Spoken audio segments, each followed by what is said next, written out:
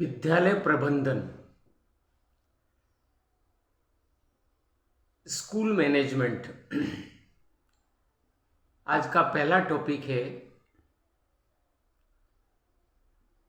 कि प्रवेश प्रबंधन में क्या समस्या आती है और मनोवैज्ञानिक क्या प्रभाव पड़ता है बालकों के व्यवहार पर।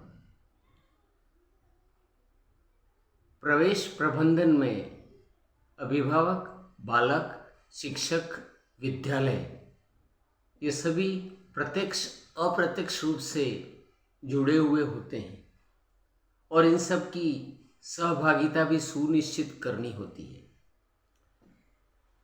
जब प्रथम बार बालक प्रवेश करता है 6 वर्ष की उम्र में, उस समय बालक मनोवैज्ञानिक रूप से 6 वर्षों से घर के मनोविज्ञान से अच्छी तरह से सुपरिचित होता है। ऐसी स्थिति में बालक को घर छुड़वाना एक कठिन कार्य है। मनोविज्ञान की दृष्टि से सोचे थे तो बालक को हमें विद्यालय में प्रवेश कराने से पूर्व उसकी मानसिकता में परिवर्तन और व्यवहार में परिवर्तन लाना है। विद्यालय के प्रति उसका आकर्षण बनाना है, विद्यालय ले जाना है, वहाँ पर प्रवेश करवाना है, शिक्षकों से संबंध स्थापित करना है। यह दोनों पक्षों का, क्योंकि बालक घर छोड़ते समय होम सिकनेस होने के कारण बालक घर छोड़ना पसंद नहीं करता है। ऐसी स्थिति में बालक को क्या करना चाहिए? बालक को खेल खेल में विद्यालय तक ले जाना है। इसके पश्चात वहाँ के वातावरण को उसे अवगत कराना है। शिक्षकों का भी जो दृष्टिकोण है वो सकारात्मक होना चाहिए। बालक पहली बार आएगा, रोएगा, रुकेगा नहीं, तो पहले खेल खेल में उसे शिक्षा देनी है।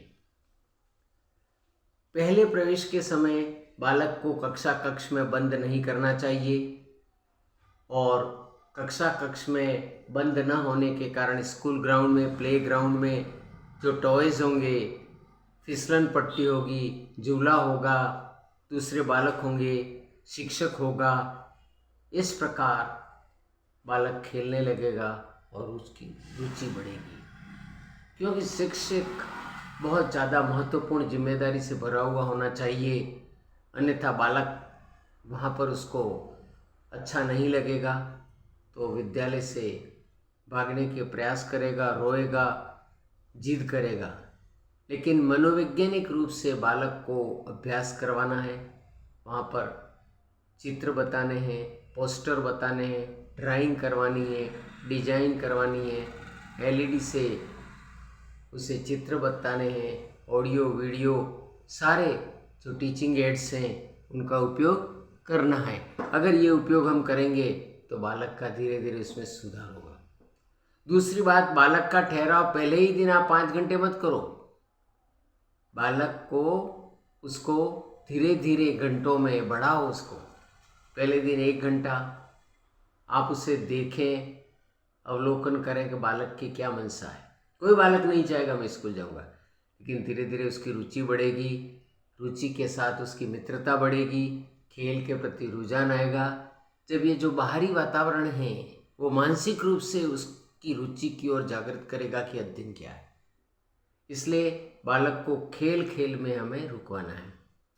टिफ़िन बॉक्स की व्यवस्था होनी चाहिए। सरकारी विद्यालयों में तो मिड डे मील की व्यवस्था है। स्कूल में मिड डे मील के साथ बुक्स फ्री है, यूनिफॉर्म फ्री है, आने जाने की सुविधा मुफ्त है।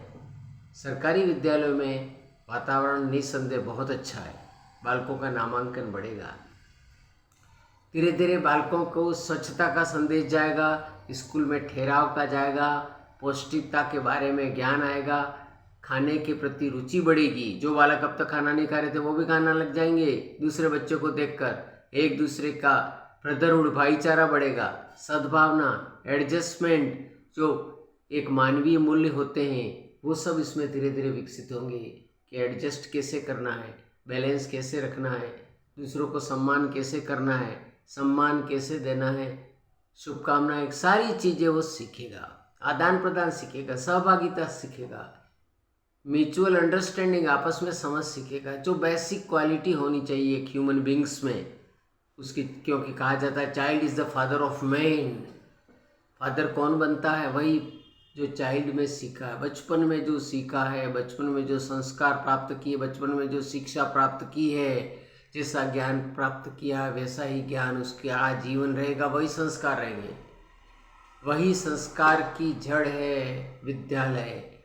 इसके पश्चात क्रमशः धीरे धीरे उसकी गति बढ़ेगी, विद्यालय जाना बढ़ेगा और इस प्रकार उसकी सहभागिता बढ़ेगी और विद्यालय में मैनेजमेंट प्रबंधन भी अच्छा होना चाहिए। उन्हें समस्या आएगी, बच्चे रोएंगे, खेलेंगे नहीं, भागेंगे, तो शिक्षक का जो प्लेग्राउंड है पैक होना चाहिए, कोई बच्चा चला नहीं जाए, आने जाने की सुविधा हो, मोबाइल नंबर हो, उनका आइडेंटिटी कार्ड हो, बाहरी तत्वों से सावधान रहना है, ये शिक्षक का भी जिम्मेदारी। समय समय पर अभिभावकों से रिपोर्ट लेनी है, शिक्षकों को भी जानकारी लेनी है।